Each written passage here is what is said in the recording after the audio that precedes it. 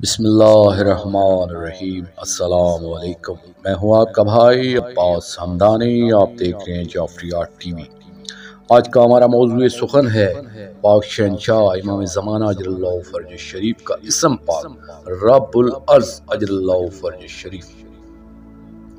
اے ساکنان ارض و معارف، یہ زمین، ہاں ہماری یہ زمین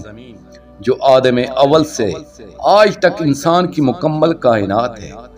اور انسان کی سوچوں کا واحد مرکز ہے، انسان کی ساری ایکٹیویٹیز کا مکمل دائرہ ہے، جس پر انسان رہ رہا ہے، جس پر آدم اول سے آج تک انسان پیدا ہو رہے ہیں، اس پر مر رہے ہیں اور اسی میں کچھ دفن ہو رہے ہیں، کچھ اسی پر جلائے جا رہے ہیں۔ یہ زمین جسے جملہ فسادات کی جڑ کہا جاتا ہے، جسے ماں کا درجہ دیا جاتا ہے، جو انسان کے بنیادی رزق کا واحد ذریعہ ہے اور جسے انسان اپنے لیے سب سے زیادہ محفوظ گھر سمجھتا ہے، اور اسی لیے ہزاروں لاکھوں انسان قتل کیے گئے ہیں، جو انسان کی سب سے بڑی دولت ہے، جس سے کوئی انسان مستقلاً فرار نہیں ہو سکتا۔ یہ ہمارا سیارہ جسے ماضی کا انسان کائنات کا مرکز سمجھتا رہا ہے اور اس کی سوچوں کا اور حیات کا یہ آج بھی مرکز ہے، جسے جب ہم سپیس میں سے اسے دیکھتے ہیں تو پتہ چلتا ہے کہ یہ تو ہمارے نظام شمسی کا ایک انتہائی چھوٹا سا سیارہ ہے، جس کی حیثیت اپنے نظام شمسی میں بھی سمندر میں ایک قطرے کے برابر ہے، اور یہ ہمارا نظام شمسی خود ہماری گلیکسی کا ایک چھوٹا سا ایٹم ہے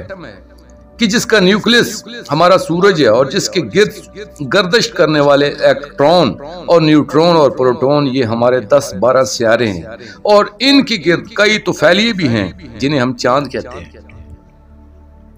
اگر ہم اس کا خلا سے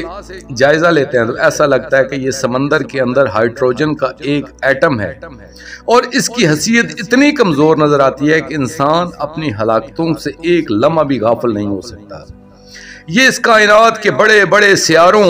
اور بلیک ہولز اور دہشتناک گونوں کے اس جنگل میں انتہائی کمزور حالت میں چل پھر رہی ہے، جیسے کسی بڑے جنگل میں ہزاروں درندوں اور شکاری جانوروں کے درمیان کوئی 2 دن کا ایک مرغی کا چوزا اپنے جانی دشمنوں سے بے خبر دانہ دنکا چگنے میں مصروف ہو،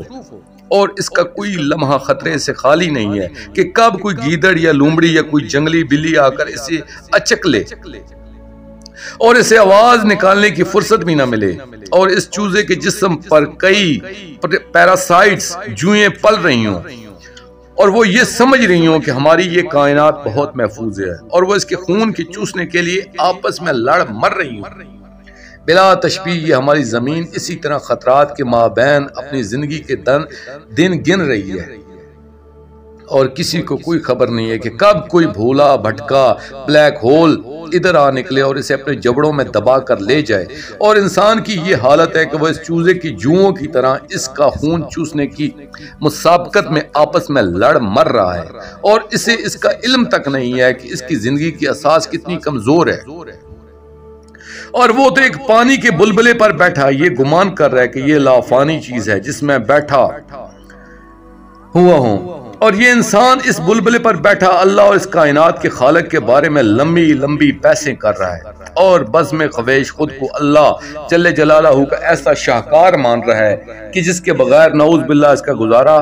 ہی نہیں ہوتا۔ اسے تو گویا اپنے خالق اور مربی کی ضرورت نہیں ہے، بلکہ اس کے خالق کا کوئی کام اس کے بغیر نہیں چل سکتا۔